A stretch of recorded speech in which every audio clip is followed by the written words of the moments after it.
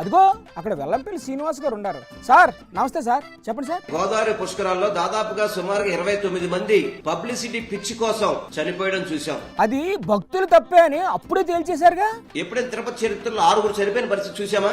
దాని మీద ఒక కమిటీ వేశారు కదా సార్. సింహాచలం దేవాలయంలో ఎందుకు ఏర్పాట్లు చేయలేదు?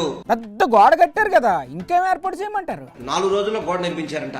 మంత్రుల కమిటీ వచ్చి ఏర్పాట్లన్నీ పర్యవేక్షించారంట. రివ్యూ మీటింగ్ కూడా పెట్టారంట సార్. ఇంకేంటి చేయమంటారు? రివ్యూ మీటింగ్ ఒకసారి జరిగింది. మీటింగ్ పెట్టి ఏడ్ చేశారు.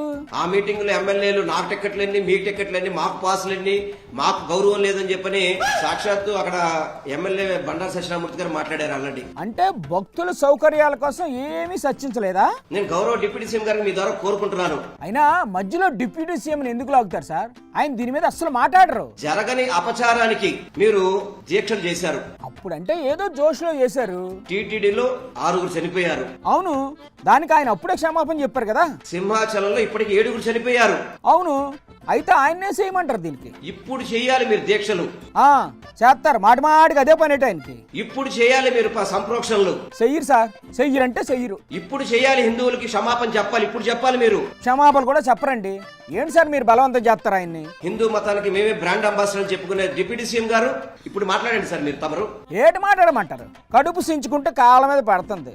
ఆయన నోరిప్పితే కూటమి ఇరకాటంలో పడుతుంది. అందుకే